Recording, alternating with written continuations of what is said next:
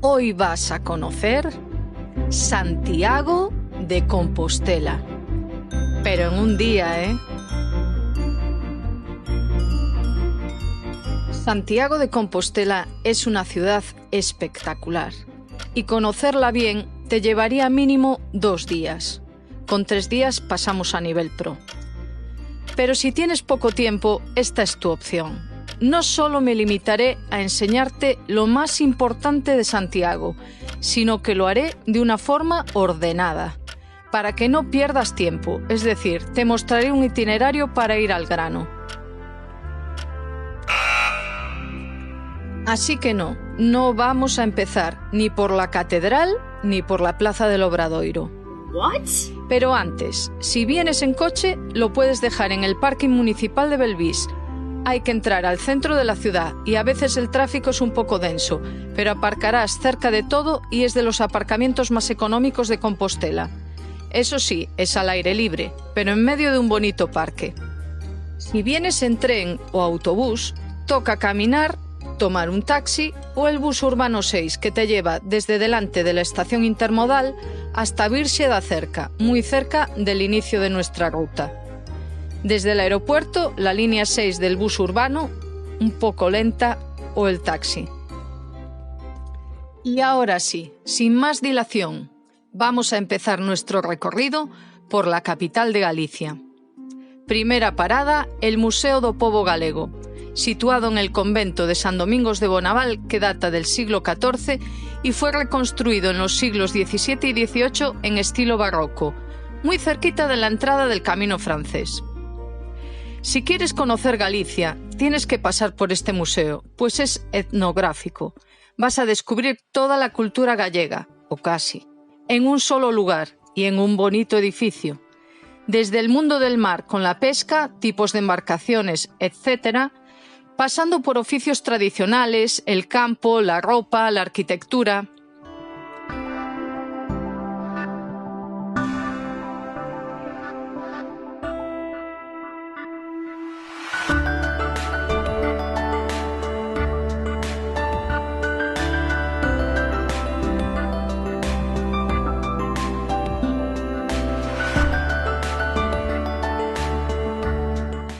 La iglesia del convento, que también es del siglo XIV y de estilo gótico, es preciosa. Alberga el Panteón de Gallegos Ilustres, donde descansan los restos de nuestra escritora más importante y famosa, Rosalía de Castro, el gran artista y político nacionalista Alfonso Rodríguez Castelao, el poeta Ramón Cabanillas, el escultor Francisco Asorey, el geógrafo Domingo Fontán y el político regionalista Alfredo Brañas.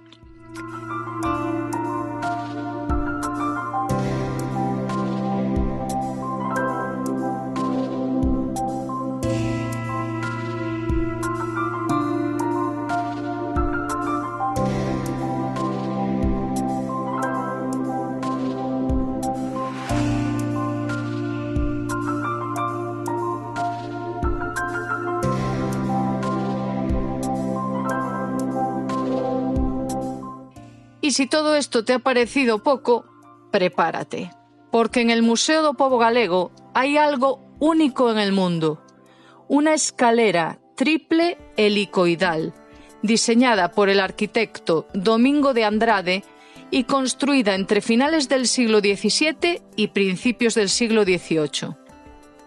Se trata de una hipnótica escalera de caracol con 3 rampas independientes que llevan a diferentes salas del museo y solo una lleva hasta el mirador arriba de todo.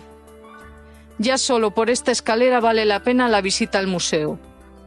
De este gran arquitecto podemos encontrar más ejemplos en la ciudad, como la Torre del Reloj de la Catedral o la Casa de la Parra, entre otros.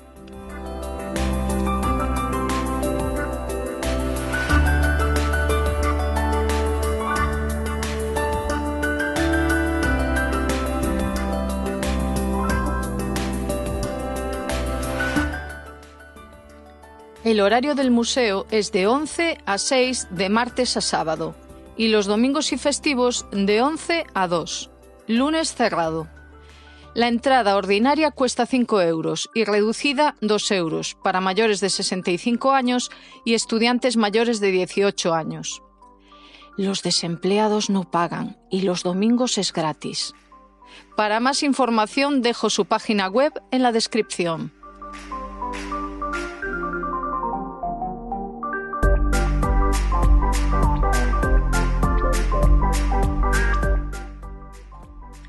Si una vez terminada esta visita vas sobrado de tiempo, al lado de este museo tienes el Centro Galego de Arte Contemporáneo y el pintoresco Parque de Bonaval, con varios niveles, preciosas ruinas y unas bonitas vistas de la ciudad. De hecho, es un buen lugar para terminar el día, viendo la puesta de sol desde aquí con la silueta de las torres de la catedral. No sé a vosotros, pero a mí ya me ha entrado el hambre.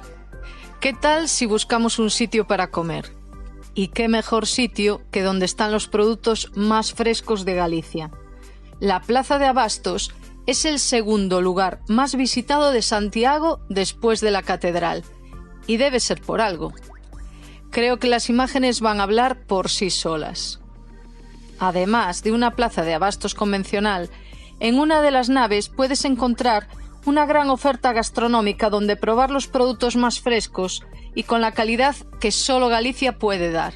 Filloas, ostras, pulpo, comida japonesa y algo muy original.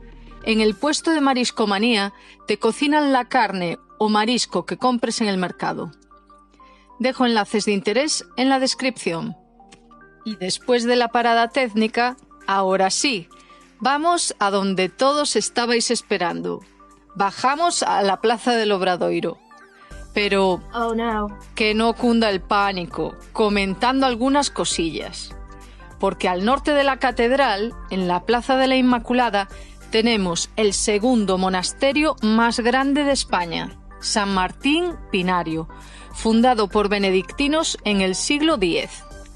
Es sede del Seminario Mayor y su arquitectura es una mezcla de estilos entre renacentista, barroco y neoclásico. A resaltar la espectacular escalinata de la fachada este.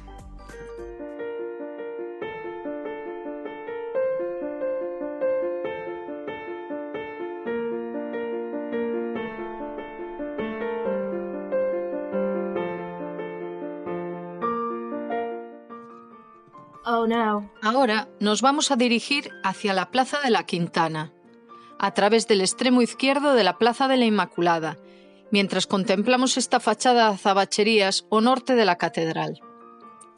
Atravesaremos una especie de callejón y de repente se abrirá ante nosotros esta impresionante plaza, en mi opinión casi a la par en belleza con el Obradoiro, o al menos para mí esta plaza tiene algo especial. ¿Quizá porque fue un antiguo cementerio?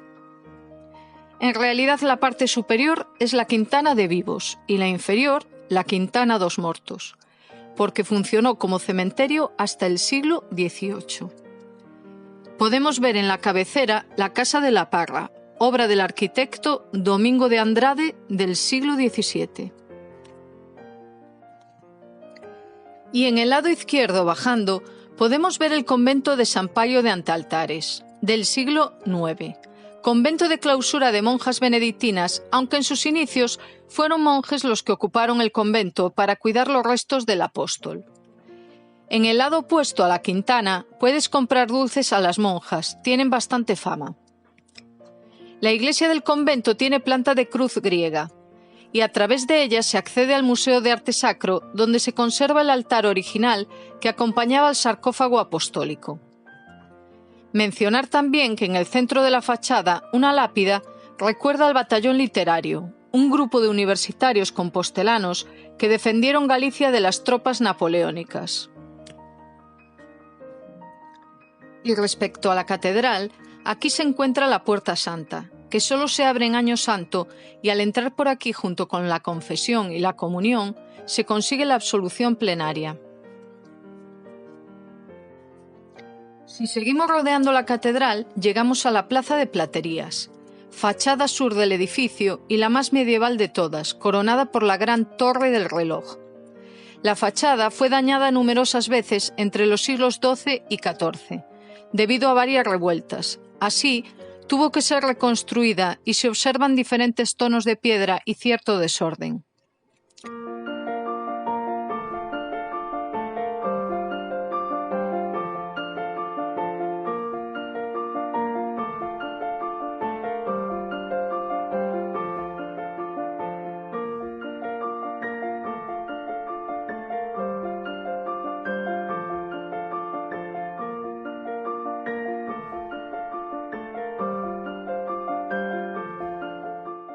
La Torre del Reloj, o de Berenguela, hace referencia al arzobispo Berenguel de Landoira, que la hizo construir en el siglo XIV para defensa de la catedral.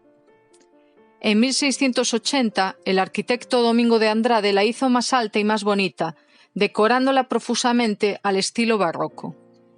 Y en la parte más alta, la linterna se enciende en Año Santo para guiar a los peregrinos. El reloj solo tiene la aguja de las horas y la campana, llamada también Berenguela, suena cada 15 minutos.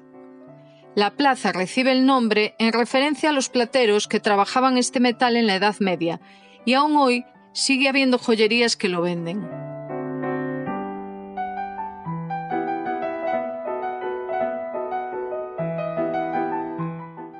Si queréis visitar la catedral por dentro, podéis entrar por aquí. En la parte opuesta a la fachada de la catedral podemos ver la Casa del Cabildo, que aunque muy bonita, solo se construyó para tapar la fealdad del costado de las casas de esas calles, pues esta casa solo tiene unos 3 metros de profundidad. En otro lateral de la plaza se encuentra el Museo de las Peregrinaciones, visita muy recomendable y entrada gratuita. En él podrás conocer el nacimiento y evolución de la ciudad, junto con el fenómeno de la peregrinación. A mí personalmente me encanta poder ver maquetas de cómo fue la catedral en las distintas épocas de la historia.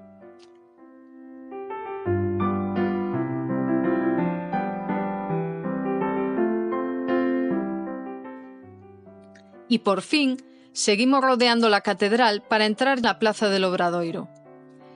Recibe su nombre porque aquí trabajaron durante muchos años los canteros que construyeron la fachada barroca. La catedral fue evolucionando a lo largo de la historia, a medida que fue ganando fama y recibiendo cada vez a más peregrinos. Desde la primera iglesia que se construyó, después de encontrar los restos del apóstol a mediados del siglo IX, pasando por la reconstrucción de un tercer templo de estilo prerrománico después de la destrucción a manos del caudillo musulmán Almanzor en el siglo X, hasta el cuarto edificio románico de los siglos XI y XII, que aún se conserva hoy. Más tarde se le fueron añadiendo elementos renacentistas, góticos y sobre todo barrocos, a partir de 1660, para llegar a la perfección con la que nos podemos deleitar en la actualidad. Fueron muchos los artistas que dejaron su huella en este edificio sin igual. Destacaré, entre otros, al maestro Mateo, con el estilo románico y principios del gótico, quien nos dejó la joya única del Pórtico de la Gloria, y los maestros barrocos Vega y Verdugo, Domingo de Andrade, Fernando Casas y Novoa. Pegado a la derecha de la catedral tenemos el museo y el claustro, que es simplemente espectacular. En su origen eran los talleres de los que construían el templo. Y pegado a la izquierda el Palacio de Xelmírez, sede del arzobispado y entrada para ver la Torre de la Carraca, el pórtico y las cubiertas. Hablaré de todo esto en otro vídeo, porque en una visita de un día a Santiago no se puede abarcar. Mirando hacia la catedral, si giramos en sentido contrario a las agujas del reloj, nos encontramos con el Hostal de los Reyes Católicos, de estilo entre gótico y renacentista, del siglo XVI.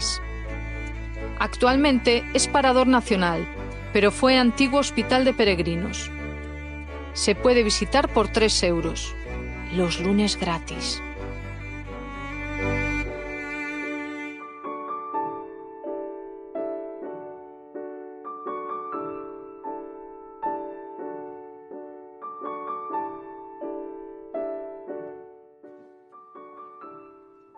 El siguiente edificio enfrente a la catedral es el Pazo de Raxoi, sede del Ayuntamiento de Santiago, del Consejo de la Cultura Gallega y algunas dependencias del Gobierno de la Xunta de Galicia. Fue construido en 1766 por el ingeniero francés Charles Lemort y por orden del arzobispo Raxoi para residencia de los niños del coro y del seminario. Y para terminar con esta plaza, tenemos el edificio del Colegio de San Xerome, del siglo XVII, fundado por el arzobispo Fonseca III, como colegio para estudiantes pobres. Hoy es la sede del rectorado de la Universidad de Santiago de Compostela.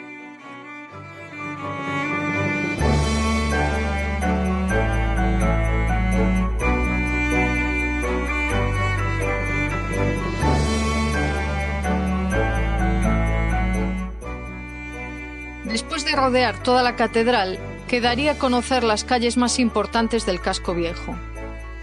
Saliendo por la parte sur del Obradoiro, podemos ir hacia la calle del Franco, la calle de los restaurantes por antonomasia, no sin antes pararnos a contemplar el Colegio de Fonseca del siglo XVI, donde tendría sede la universidad.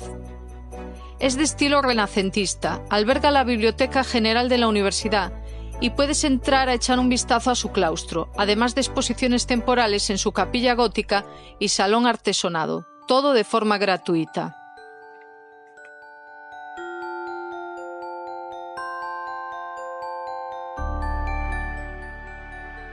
De forma paralela a esta calle tenemos la Rúa do Vilar y Rúa Nova, con sus característicos soportales, muy útiles en días de lluvia, además de múltiples tiendas de souvenirs y puestos con artículos hechos de cuero.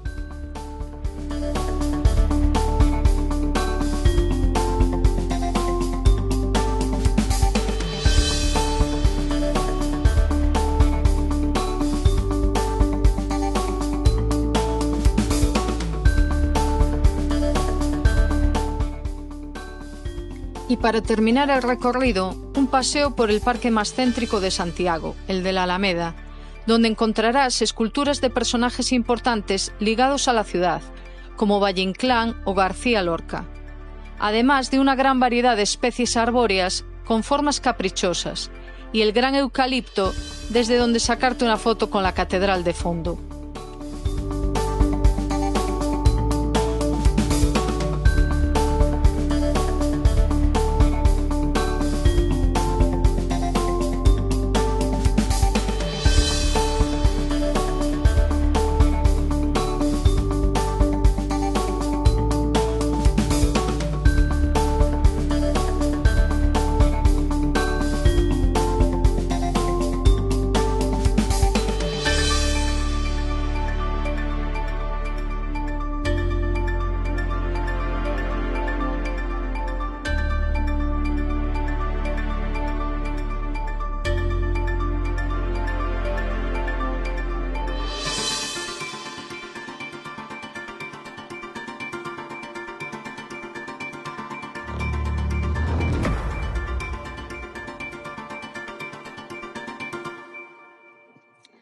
Supongo que estaréis agotados, pero espero que muy satisfechos y que llevéis a Santiago de Compostela en vuestro corazón.